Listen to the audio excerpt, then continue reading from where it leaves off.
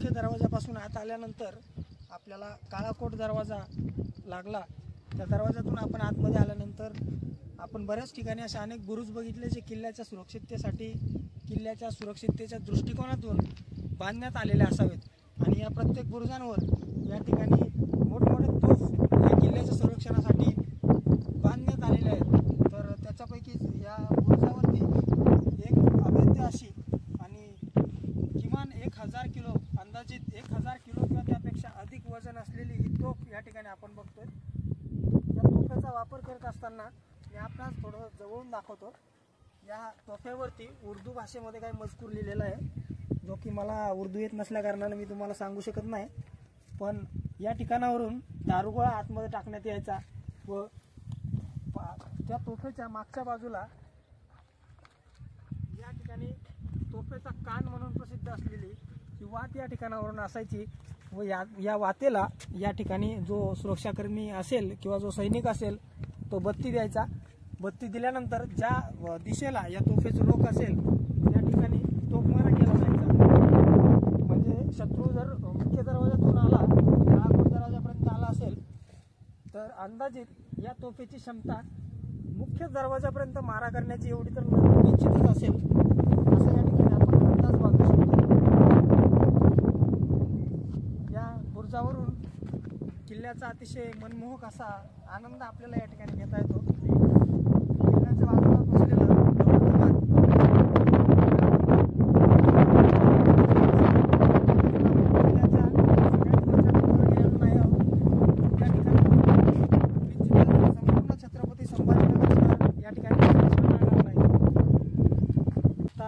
या ठिकाणी आपण किल्ल्याला कनेक्ट करणारा एक लोखंडी पूल आहे, जो आता सद्यस्थितीमध्ये बनवण्यात आलेला आहे। पण याच्या अगोदर म्हणजे 15 वर्षापूर्वी ज्या लोकांनी कदाचित त्या किल्ल्याला भेट दिली असेल त्यांनी या ठिकाणी लाकडी पूल अगोदर असायचा, जो की जर शत्रूने या ठिकाणी आक्रमण केले तर त्या काळामध्ये किल्लेदाराच्या आदेशाने हा पूल उचलून घेण्यात येत असावा व आक्रमणापासून किल्ल्याचं संरक्षण या ठिकाणी करण्यात येत असावं।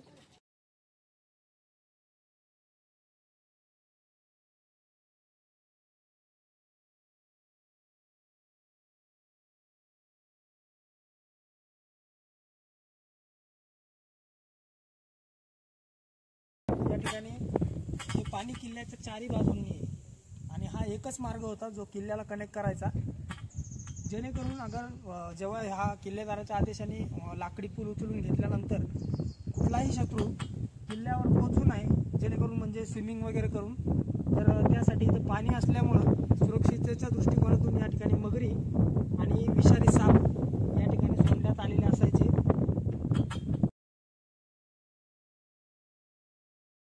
असं दिसतंय की ह्या तटभिंती आहेत आणि त्याच्यामध्ये एक भुयारी मार्ग या ठिकाणी केलेला आहे, म्हणजे भूलभुलया देखील या ठिकाणी आहेत। आणि एखादा भूलभुलयामध्ये शत्रू अडकल्यानंतर कदाचित त्या सापळ्यात जर तो अडकला तर तो ह्या मार्गातून ह्या पाण्यामध्ये निघत असावा आणि जिथून त्याला जिवंत या किल्ल्यातून बाहेर जाणं शक्य होत नसावं, असा या ठिकाणी अंदाज बांधता येतो।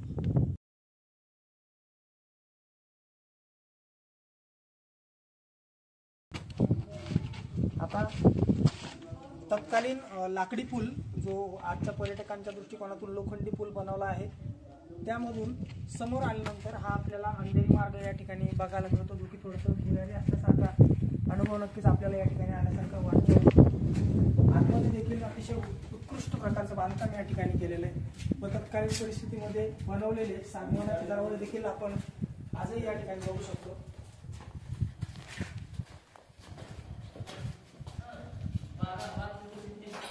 आज जो आपण आरसीसीचा कॉलम, एखादी मोठी इमारत बांधण्यासाठी जो आरसीसीचा कॉलम बनवला जातो, तशाच पद्धतीचं हे दगडाचं स्ट्रक्चर या ठिकाणी आपल्याला बघायला मिळतं, जे की अतिशय उत्कृष्ट प्रकारे बांधण्यात आलेलं आहे। ज्याच्यानंतर वेळोवेळी डागडुजी करण्याचं काम देखील पर्यटन विभागाच्या मार्फत केलेलं असावं। हा अंधेरी मार्ग हा किल्ल्यावर जाण्यासाठीचा एकमात्र मार्ग आहे, ज्याच्यामध्ये युद्ध काळात हा मार्ग शत्रूंपासून वाचवण्याकरता एक उत्तम मार्ग या ठिकाणी इतिहासाच्या माध्यमातून होतात लांब आणि आडवळणाचा भुयारी मार्ग व शीघ्रतापूर्वक उंचावर जाणाऱ्या पायऱ्यांपर्यंत जातो. पायऱ्यांची उंची तसेच रुंदी अनियमित आणि वरखाली आहे. प्रकाशाभावी वर चढणे अशक्य आहे व भूलभुलया तसेच काळोखामध्ये शत्रू भ्रमित होऊन अनेक अडचणींमध्ये त्यावेळेच्या काळामध्ये नक्कीच अडकण्यात येत असावा. भरीव घडविलेल्या दगडांमध्ये भुयारात निर्मित खोल्या सैन्याकरिता तसेच शस्त्रास्त्रांचे भंडाराकरिता देखील या ठिकाणी मोठमोठे भुयार या ठिकाणी बनवलेले आहेत. भुयारातील वक्राकार मार्गातील खिडक्यातून येणाऱ्या प्रकाशाकडे आक्रमण करता एकदम कदाचित आकर्षित होत असावा आणि सरळ खाईत पडत असावा. या ठिकाणी असा प्राथमिक अंदाज इतिहास तज्ज्ञ या ठिकाणी मांडतात. तसेच काळोख मार्गात अंतरलेले विषारी अंकुशीदार खिळे, श्वास रोखणारा धूर तसेच वरून फेकलेले गरम पाणी अथवा तेलामुळे आक्रमणकर्त्याला हा भुयारी मार्ग पार करणे जवळजवळ अशक्यच होत होते. भुयाराच्या मोकळ्या अंगणात असलेल्या पायऱ्या भारतीय पुरातत्व सर्वेक्षणाद्वारे इसवी सन 1952 मध्ये पर्यटकांच्या सुविधेकरिता निर्माण केल्या गेल्या आणि आज सुद्धा हे भुयारी मार्ग पार करणे सर्वसामान्यांच्या किंवा पर्यटकांच्या क्षमतेपलीकडचे होते. नक्कीच मी हा मार्ग देखील तुम्हाला दाखवणार आहे. तर आपण आता या भुयारी मार्गामार्फत व भुलभुलयाचा थोडासा या ठिकाणी आपल्याला नक्कीच प्रकार पाहायला मिळेल की तत्कालीन परिस्थितीमध्ये या किल्ल्याचं संरक्षण करण्यासाठी या ठिकाणी कशा प्रकारे हा भुयारी मार्ग बांधण्यात आला आहे व शत्रूला भ्रमित करण्यासाठी या भुयारी मार्गाचा वापर तत्कालीन परिस्थितीमध्ये कसा केला जात असेल या ठिकाणी त्याचा थोडासा आपण अभ्यास करूया व त्याचं प्रात्यक्षिक या ठिकाणी बघून समजून घेण्याचा प्रयत्न करूया.